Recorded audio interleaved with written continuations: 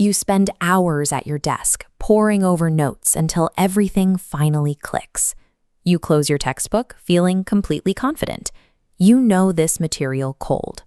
Then test day arrives a week later.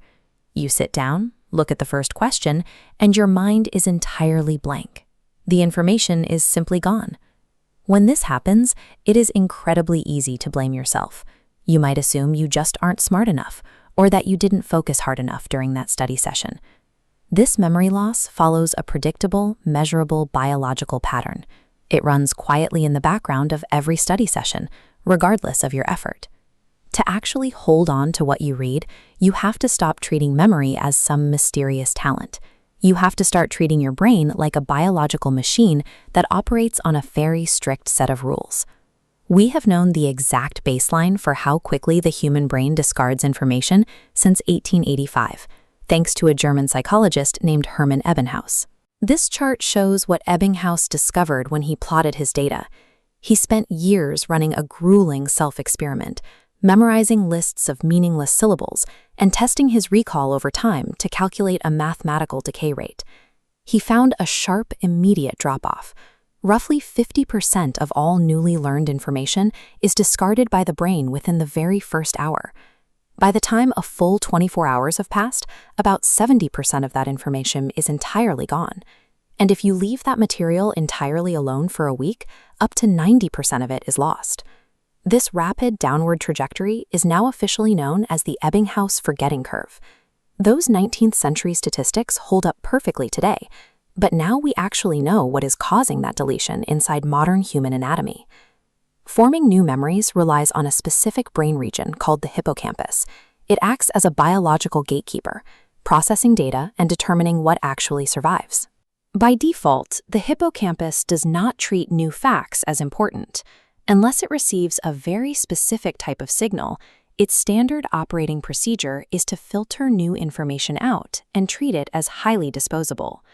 This is why reading a textbook chapter one time, no matter how intensely focused you are during that hour, is structurally insufficient.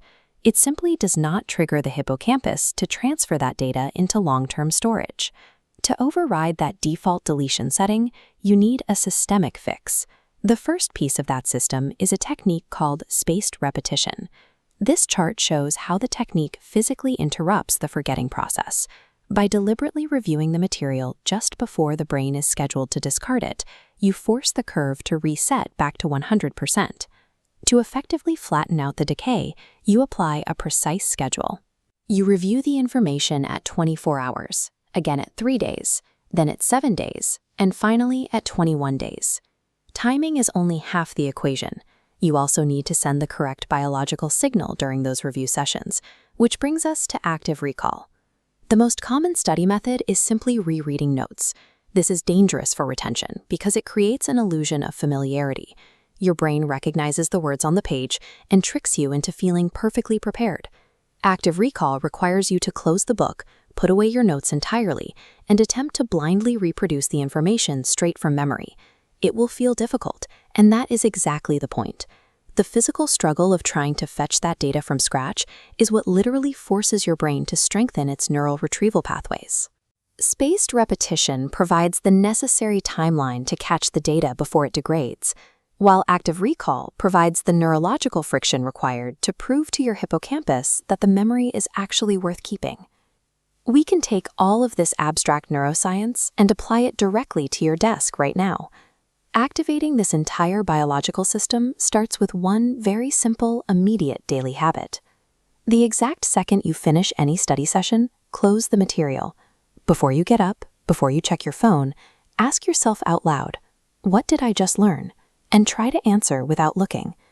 When you combine this immediate test with that spaced repetition schedule, your retention compounds over weeks and months, rather than vanishing in hours. Forgetting is the brain's default setting. Retention is a deliberate system you build, a protocol that transforms memory from an unpredictable talent into a manageable skill.